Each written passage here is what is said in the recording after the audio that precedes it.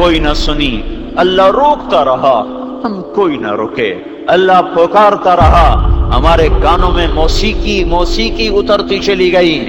سننا ہی چھوڑ دیا۔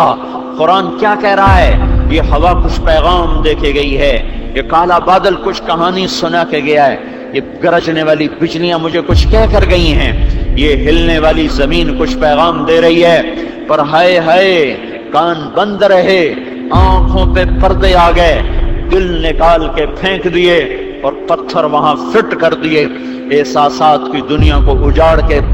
ویران کر دیا، صحراؤں جیسی ویرانی چھا گئی، جنگلوں جیسی وحشت چھا گئی۔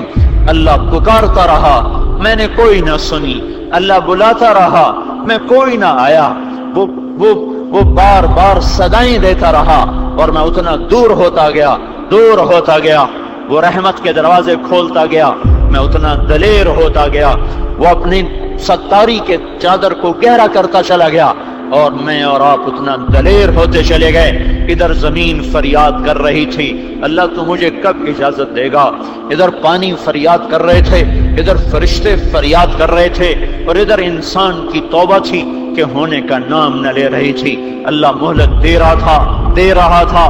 رہا تھا اور اعلان کر رہا تھا جب آئے گا اس کی توبہ قبول کروں گا۔ 70 سال کی عمر میں آئے یا 80 سال کی عمر میں آئے، جس عمر میں آئے گا یہ تانا نہ سنے گا، پہلے کہاں تھے اب کیوں آئے ہو، پہلے کہاں تھے اب کیوں آئے ہو، یہ تانا نہ سنے گا کہ دھرتی تو گناہوں سے بھر دی، روواں داغ تم نے گناہوں سے کر دیا، اب میرے پاس کیا لینے آئے ہو، یہ کبھی نہ سنے گا۔ جس عمر میں جس حال میں توبہ کرے گا اپنے رب کو استقبال میں پائے گا۔ کیسا استقبال؟ من تقرب الی تلقیتہ من بعید، جو توبہ کرنے کے لیے اس کے گھر کی طرف بڑھتا ہے تو میرا اللہ کہتا ہے میں عرشوں سے اتر کر اس کا استقبال کرتا ہوں، میں عرشوں سے اتر کر اس کا استقبال کرتا ہوں۔ اتنی سب کچھ ہونے کے بعد بھی زنا کے اڈے چلتے رہے،